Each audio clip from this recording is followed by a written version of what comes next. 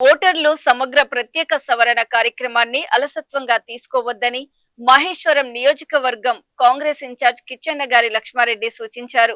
ఇంటింటికి చేరిన ఎన్యూమరేషన్ ఫారాలు నింపి ఇచ్చారా లేదా, షిఫ్టింగ్ ఓట్లు ఎన్ని, చనిపోయిన వారు దొంగ ఓట్లను తొలగించారా లేదా అనే ప్రతి అంశాన్ని క్షుణ్ణంగా పరిశీలించాలని బిఎల్ఏలకు, ఇన్ఛార్జీలకు, కోఆర్డినేటర్స్ ను, బూత్ అధ్యక్షులను, పార్టీ శ్రేణులకు దిశానిర్దేశం చేశారు.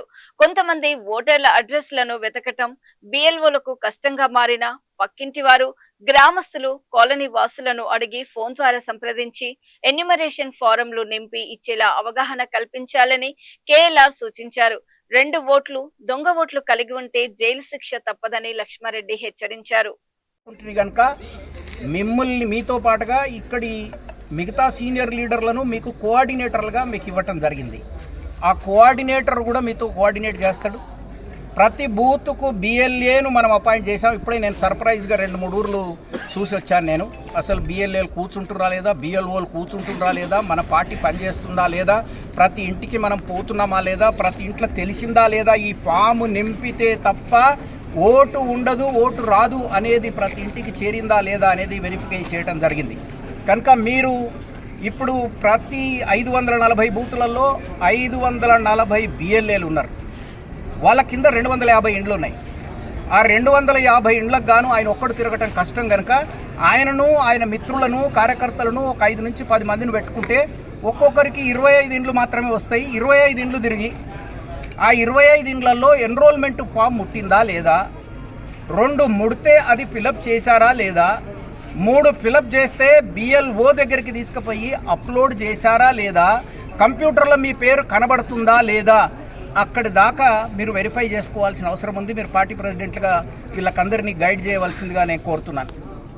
కనుక మిమ్మల్ని మీతో పాటుగా ఇక్కడి మిగతా సీనియర్ లీడర్లను మీకు కోఆర్డినేటర్లుగా మీకు ఇవ్వటం జరిగింది. ఆ కోఆర్డినేటర్ కూడా మీతో కోఆర్డినేట్ చేస్తాడు. ప్రతి బూత్కు బిఎల్ఏను మనం అపాయింట్ చేసాం. ఇప్పుడే నేను సర్ప్రైజ్గా 2-3 ఊర్లు చూసి వచ్చాను. నేను అసలు బిఎల్ఏలు కూర్చుంటురా లేదా, బిఎల్ఓలు కూర్చుంటురా లేదా, మన పార్టీ పనిచేస్తుందా లేదా, ప్రతి ఇంటికి మనం పోతున్నామా లేదా, ప్రతి ఇంట్లో తెలిసిందా లేదా, ఈ ఫాము నింపితే తప్ప ఓటు ఉండదు, ఓటు రాదు అనేది ప్రతి ఇంటికి చేరిందా లేదా అనేది వెరిఫికై చేయడం జరిగింది. కనుక మీరు ఇప్పుడు ప్రతి 540 బూతులలో 540 బిఎల్ఏలు ఉన్నారు. వాళ్ళ కింద 250 ఇండ్లు ఉన్నాయి.